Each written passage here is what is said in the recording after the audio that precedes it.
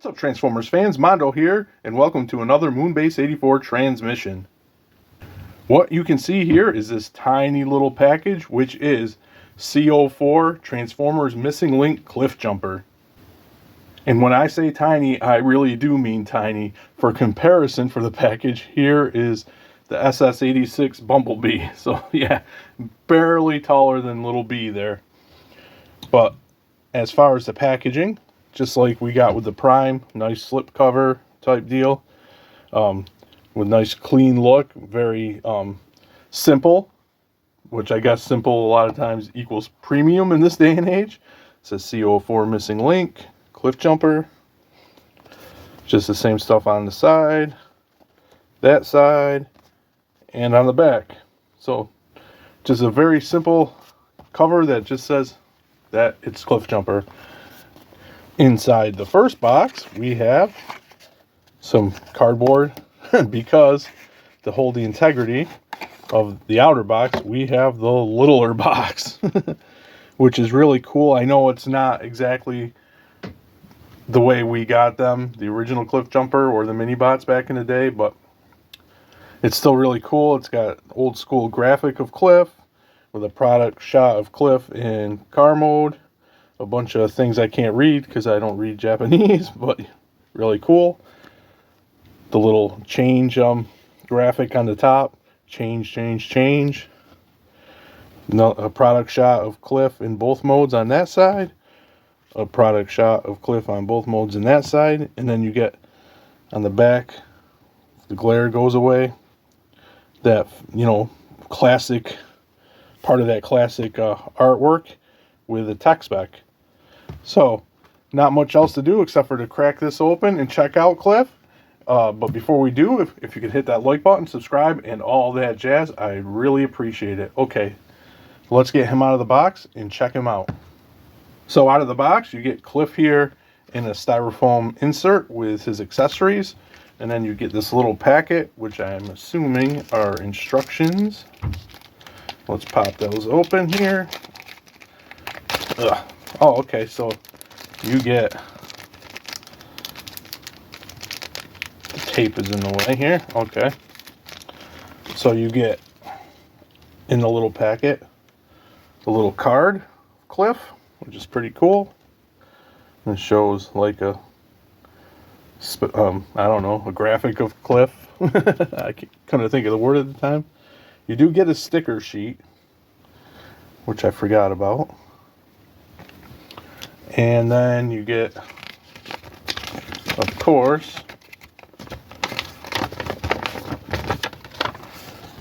his instructions. So yeah, pretty cool there. So here is Missing Link Cliffjumper out of his box. And from a nostalgic point of view, this guy is great. I mean, he basically looks like the original G1 toy. Sadly and unfortunately, and I apologize, I do not have a G1 Cliffjumper. He is on my list of must-needs to get because Cliffjumper was one of the very first Transformers that I ever got as a kid. So I want a G1 back in my collection. But yeah, he looks pretty much just like the original G1 toy. And we will take a closer look. I do have it, oh, a little hair here. I do have his accessories already with him, so you can see some storage. He has, and it's easier too, I think, because he is tiny, and that gun is tiny, but some nice chrome for the blaster. And then he has his bazooka, which I have stored on the back, and of course you can put it in his hands. And there is his head sculpt. Really cool. Really shiny off the camera because, again, chrome. Yeah, you get the Autobot logo, of course.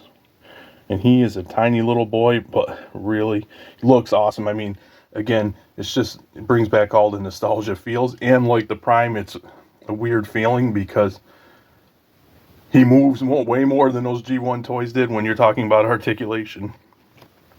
But yeah, really cool. Here's a shot of his back. So that is really cool. Now, nostalgia factor aside, mine does have some kind of, a little bit of problems in a way. We'll talk about that as I'm doing articulation, which is cool. Wild about this, of course, a lot of this stuff he can do, the original can't, but he can turn his head, which is awesome. His shoulders, well, I guess you can call that a butterfly. And they can kick up like that, or up like that. That is the problem I'm going to be talking about in a minute. He does have, this is really hard because he's tiny. And he's got an elbow. No wrist though. Or does he have a wrist? Yeah, he does. I apologize. I think. Let's see. I'm going to say no because I'm not tugging any harder on that. Although there is a cut for it. I can't remember. I'm going to say no on mine because I'm not cranking on that thing and I can't tell. I don't think it does. But his legs spread. They rotate. It's weird. He has a knee bend, quote unquote, but it's more it's more like an ankle bend because of how he transforms, which is weird. And he does have a little tilt going on. And so obviously he articulates a lot better than the original. I'll say now you might have just caught that. On my copy, his shoulders, especially this one, do not want to stay in place. Oh, and his arm does rotate as well. I know this is a sloppy review, but he's little. And that's the thing I worry about with him. His articulation is cool, but he's so tiny, so that means the pins are tiny. So just be careful with it. Just be careful with it because you don't want to go cranking on any of the things for articulation because, you know, because they're so tiny, they might snap. He does have a swivel at the elbow as well. But yeah, on mine, these shoulders don't want to stay in place. This one I can get the kind of lock in. This one likes to droop, and that's unfortunate. Yeah, still really, he's still pretty cool. But yeah, just when you're articulating, again, be cautious because of the thinness of his joints. Not much else left to do except for to transform him into his car mode, and we'll check it out. But real quick, we'll show you, because I don't have a G1 Cliff, but we'll bring back in Bumblebee, the little deluxe, for a size comparison. You got it like that. So pretty cool. He can be a little bit back heavy too, especially with his bazooka, but he stands fine. Okay, let's put him into his little car mode. So here is Cliff and his little squished up penny racer Porsche. I apologize for the glare. It's actually his chrome wheels reflecting off the camera lights. But yeah, again, the nostalgia factor is real. It looks just like his original squished up penny racer. He's got the rubber tires. He rolls beautifully. You got that chrome with the sticker on the back. I didn't apply the stickers that I showed in the package. I'm terrible at applying stickers. Now, with this mode, I do have a couple of gripes. As you can see, where his head folds in, his head doesn't fold in all the way, so it leaves a gap. So, it's not a huge problem, but still, I think at this price point, you're talking, I paid $50 shipped for this thing.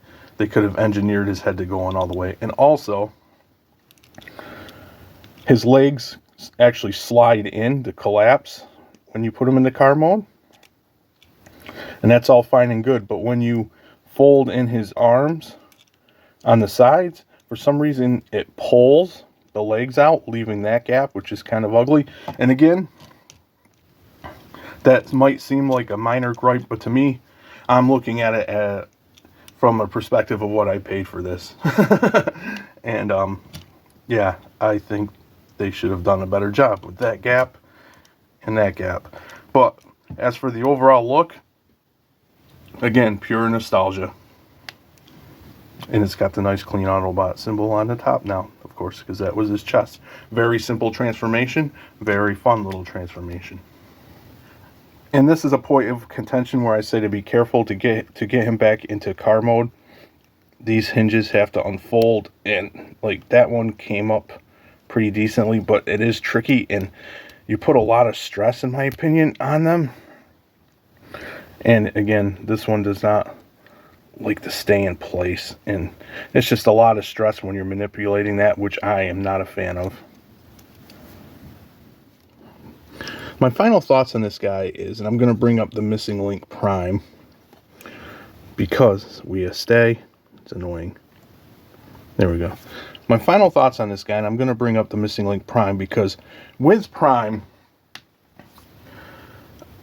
I was afraid of moving around because everything was so tight that I was afraid that something was going to snap. Plus his very flimsily constructed hip assembly looks like that, you know, you're one pose away or transformation away from snapping it.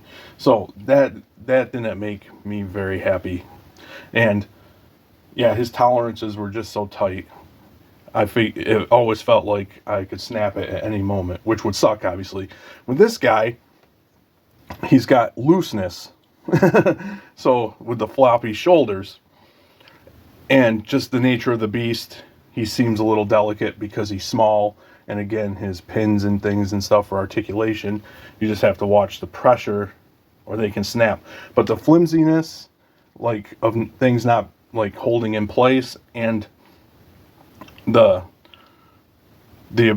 not being able to engineer him putting his head all the way in, and the gap that transforming him creates. I mean, it slides in, those feet slide in fine to make the hood of the car until you peg in his arms / wheels. Then it kind of like pulls it out. Now, to some that might seem like it's not that big of a deal, but to me it is, because I'm looking at it at the price for this thing. I paid $50 when it was all said and done after taxes and shipping costs. So to have him be kind of like flimsy, I can't fault the, you know, the being afraid or being the cautious part because of his small, you know, the pins, that I can't fault him for. That's just the nature of the beast. They took the original toy, which was very small, and added articulation. That's fine.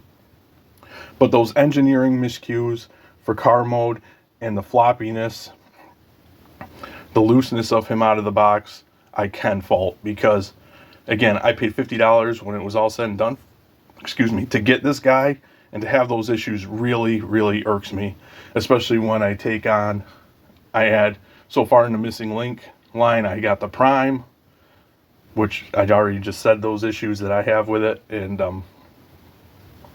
then this one. So I had actually canceled my Bumblebee because of the price. I had both of these guys on pre-order. I canceled the Bumblebee because I was like, you know, I love the nostalgia factor. I wanted to collect this line, but I'm going to wait, because they're basically the same toy, and get Cliffjumper. And I'm kind of glad I did, because to pay $50 and have the same thing come out with Bumblebee, which, you know, it could be different. The tolerances could be better on Bumblebee, but you know what I'm saying. So now, you know, I don't regret not getting Bumblebee. I wanted to be kind of like a completist for all the main Missing Link characters. But I'm kind of down in the line because of the quality, especially at this price. So I did pre-order Sunstreaker. Everybody knows that watches the channel how much I love Sunstreaker. Again, one of my first ever Transformers. But I think I'm going to say that if he has any issues I'm not comfortable with, especially at his price point, which is $80, I think I'm going to be done with the Missing Link. It would probably take them coming out with a Missing Link Soundwave to get me to think about going back in if Sunstreaker has problems, because it'll be hard for me to say no to a Missing Link G1 Soundwave.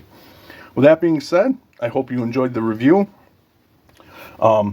If you pick this guy up, tell me if you have any issues with your copy. For those that are on the fence or thinking about it, I would say buyer beware, especially at this price point. And as always, thanks for docking.